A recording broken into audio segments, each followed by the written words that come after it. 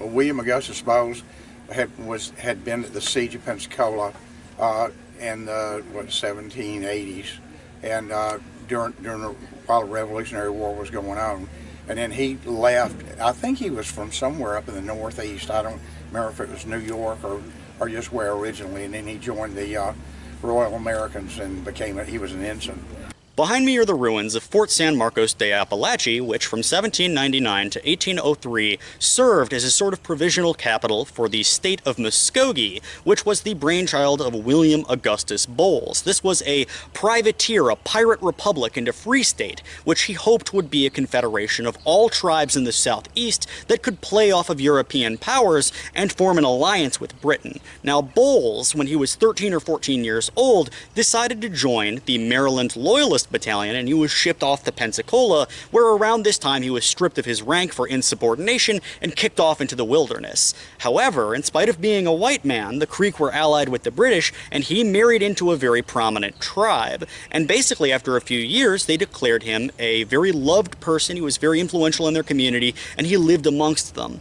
And when he left the British Army in Pensacola, and we don't know exactly how he got from Pensacola to the Apalachicola River area, but he ended up marrying I think it was one of Ben Perryman's. There were several Perrymans, and I believe it was Ben Perryman's daughter he married, but I may be wrong. There's a Sam Perryman, a Ben Perryman, and one other one. But William Augustus Bowles basically was trying to combine all the Muscogee or Creek Confederation. I don't know if you're aware of this, but there were two Creek groups. You had the Upper Creeks, which lived up in the Tallapoosa and the Coosa area. All the towns were here on the Tallapoosa or over on the Coosa River. And then the Lower Creeks they lived on the Chattahoochee River, which is now Lake Seminole, and then over across southern Georgia over toward the Georgia coast. And so he wanted to unite them. And Bowles was actually he was with the Seminoles, that's what Ben Perryman was, and they were the Seminoles were really nothing but creeks that came out of Florida starting in the early 1730s, and you started to see a migration from Georgia, and then later on and from central Alabama down into Florida. And he actually fought alongside them all throughout the 1780s in the colonial and intertribal wars. Well, around that time, he decides to go over to the Bahamas. And while he's in the Bahamas, he meets Lord Dunmore, who tells him that the Penn and Leslie and Company has a monopoly. Why don't you go back and try to challenge that monopoly, either by starting your own store or by raiding their headquarters? So in 1792, William Augustus Bowles comes back with a number of pirates and Indian allies, 50 of them actually, and they raid this fort here, and they take over the Panton Leslie and Company and try to negotiate. Of course, the Spanish see this guy talking about pan-Indian sovereignty and wanting to establish his own republic, and they snatch him up and they try to get him as far away from this part of Florida as possible, sending him to Cuba, then to Manila, and then to Spain proper. Well, along his route, he hijacks a ship, takes it on its way from Africa back to London, gathers a bunch of adventurers and volunteers, goes back to Lord Dunmore in the Bahamas, gathers more volunteers, and comes back here. And by this time, his ideas about starting a pan-Indian state have fully materialized, and in 1799, he declares himself the chief executive officer and the president of the state of Muscogee. And around this time, a lot of people freed slaves or escaped slaves up from the Americas, from Georgia. People who were in the Seminole tribe and Creeks and Cherokee, they were all coming down here, and there was a wide migration, and this sort of assimilated into the Seminole tribe. It was a wide range of all different people, and they coalesced around the name Seminole. And he had basically an army, and they used this for the state of Muscogee. It had 3 pirate ships, which would prey off of Spanish boats in the area. They had a number of adventurers from the Bahamas, which were the white administrators of the country, and for a while, this was the capital behind me. But for a couple years, the Spanish forced them out, and they had to go up to Muscogee on the Georgia-Florida border. Now that flag is actually, the state of Florida has a little publication they put out. It's called Florida Flags, and that's actually considered the first flag of Florida, is that one that William Augustus Bowes had. And what were his sort of politics? Did he ally with the British mainly? Yeah, yeah. What he was trying to do was get the British to go to supply arms and ammunition to the Muscogee, the Creeks and the Seminoles. Was that really forthcoming, or did they kind of just ignore him? Well, some of the towns came together, but not very many of them, and he was really creating a lot of unrest. And one of the biggest problems, at the same time this was all happening, Benjamin Hawkins, who had been named the Creek superintendent or head of Indian Affairs, was in Milledgeville, Georgia, and he had been appointed by George Washington to kind of to acculturate the Creeks over into the American colonial way of life. So Benjamin Hawkins had been doing that since the early 1790s, and William Augustus Bowes was then just trying to turn the whole thing back around, and so it was a real problem. And then he was in Tuckabashie, which was the head of the Creek Confederation, which is not very far from here, near Tallahassee, and that's where he was actually captured. And Benjamin Hawkins got some of the friendly Creeks to capture him, and then from there I think he was actually jailed and put in the Philippines to start with, and then he escaped and came back for a little while, and they caught him again, and then they put him in prison in Cuba, and that's where he died of starvation. I had heard that one of the reasons he was captured was he was at a meeting and he said, "I am the chief of all present." Well, and see, that was another thing. You had two factions of Creeks by this time. You had the ones that were acculturating over to the colonial American way of life, and they were starting to do farming, raising cattle, pigs, and actually had plantations. Some of them even had slaves. The women were starting to spin clothes and transition over to this American way of life. And then you had this other group of Creeks that wanted to go back to the old ways of doing things, where it was still deer hunting and that kind of stuff. But by 1790, there were no deer left. They had been hunting deer heavily since the 1730s. And by the mid-1750s, it was not uncommon for an average Creek hunter to kill 100, 150 deer per winter per person. So that'll give you an idea how many deer were actually being taken here in South Alabama, and also they started moving down into Florida because there was not much hunting going on there, and that's really how the Seminoles started. You had a group of lower Creeks, Hitchites, that had been hunting down into Florida, and they were down near Central Florida around the Gainesville area, and they had run in. Hunting was really great. Nobody'd really been there. By the mid-1700s, Florida had supposedly less than 500 Indians. Most of them had either died from war or slavery or disease. So Florida had been uninhabited almost for 100 years. Well, the hunting was unbelievable. But then what was interesting, they found another animal there they'd never seen before. And I talk about this with kids in my fourth grade class programs that I do, and it was a cow. And there were just cows all over the place, and they had been brought in by the Spanish since the late 1500s, and there were just wild cattle all over the place. So now not only did they have deer to pick from, but they also had cows too, a new animal. So the chief's name was Sokofi, and he actually just packed up the whole town, and they migrated down into, it's right near the Gainesville area. There's area called Payne's Prairie. It's right below Gainesville. You can actually see it when you're going south on I-75. And then as time goes on through the mid-1700s, you see more and more lower creeks migrating out of Georgia down into Florida, and you also start seeing some of the upper creeks from this area here starting to migrate down into Florida too. But again, they don't start becoming known as Seminoles until almost the end of the 1700s. So I don't know how I got off from that, but anyway, that's give you a little bit of idea on some of those and how they started. And then, of course, that's where William Augustus Bowles comes in. Now, he actually was the nephew of the chief that made peace with the Spanish just a couple years later in 1802. And around this time, Britain and Spain signed a ceasefire.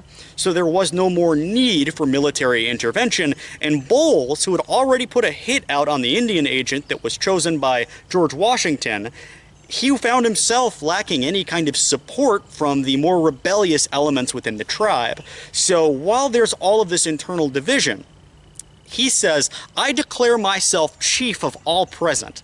Now, if I were to walk into a meeting of Cuban exiles and declare myself, who speaks no Spanish, even though, Bowles spoke their language, if I were to just declare myself, being an outsider, the president of Cuba, of course, there would be a lot of internal dissatisfaction. And it was very soon after this that Bowles was snatched up by Spanish agents and sent over to Cuba, and he died at Morro Castle basically he went on hunger strike and starved himself to death. Now, this was one of the last great chances of a pan-Indian state here. And they called it a rogue state, a failed state. The Spanish viewed him as a scoundrel, and the English viewed him as a soldier of fortune. But it was here, at Fort San Marcos de Apalache.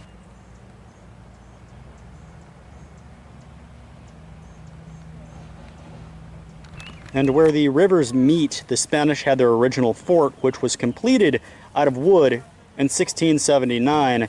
Now, this place has had the flags of 9 different nations over it, and probably dozens and dozens of men died here of natural disasters, and mostly natural disasters and sickness, because almost as soon as the fort was done, a hurricane came in and drowned the entire garrison, and the Spanish saw fit to come back and make another fort, this time out of wood. And you can imagine, or out of stone, and you can imagine people fishing for clams and crabs here.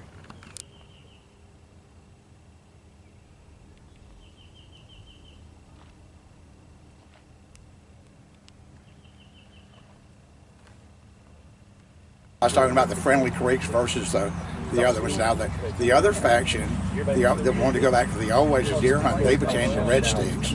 And then you had, you had the Red Sticks that were, kind of on both sides, and you had the Nationals, or the Friendly Creeks, if you want to use that term.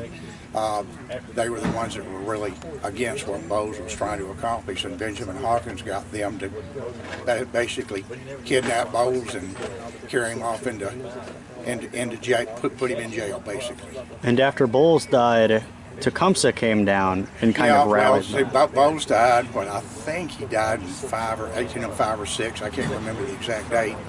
And then you still have a lot of unrest going on. You've got this 2 different factions. And one of the biggest problems, the ones that were transitioning over to this American way of life, they were actually creating a lot of money. They got plantations, they were growing cattle, they were raising cotton. Some of them even have slaves.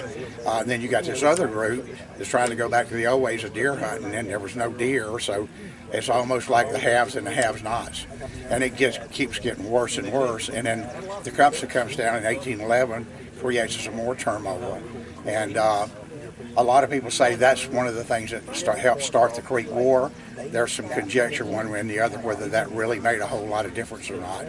But then another big thing that started the Creek War I believe it was again, I'm off on dates maybe a little bit, but around 1805, 1806, Benjamin Hawkins negotiated a path to go from Milledgeville, Georgia, down to Fort Mims and then on across to Mobile. And it was basically called a horse path. But the reason they were doing that, in 1803, and that was a pretty famous time, that's when the Louisiana Purchase took place, and the United States picked up New Orleans. Well, now at that time that was considered the old Southwest. But the problem was they had no way of communicating with New Orleans from the 13 original colonies because they couldn't go through Indian territory, and that's what Alabama and Mississippi became Alabama and Mississippi. So they had to, all the mail and stuff had to go all the way around the peninsula of Florida up into the Gulf to New Orleans. So Benjamin Hawkins negotiated with the Friendly Creeks to cut this horse trail for the mail to go through from Milledgeville, Georgia, down to Fort Mims, across the river over to Mobile, and then on over to New Orleans. And that was just a horse path. But then, around the same time, around 1811, he negotiated a new deal to widen the path a little bit, and of course that just opened it up for settlers to pour through, and that's when you hear the term Alabama fever, and people are just pouring into South Alabama, Baldwin County, Clark County. There were literally thousands coming in, and the problem was they were going right through creek hunting lands, and there weren't much for deer anyway, but it was making it even that much worse. So now you got this group that's the deer hunters. It really upset even more, and then by 1813, the summer of 1813, you actually see a Creek Civil War break out between what became known as the Red Sticks, that wanted to go back to the old way of life, and then the others that were acculturating to the white side. And they actually, the Red Sticks, had a siege take place around Tuckabashie, which is near here, right near Tallahassee, and they were running out of arms and ammunition, so they went down to Pensacola to the Spanish to get more supplies. And on the way back, the Mississippi militia attacks them at Burnt Corn, and that's where the Battle of Burnt Corn. And that really upset the Red Sticks even more.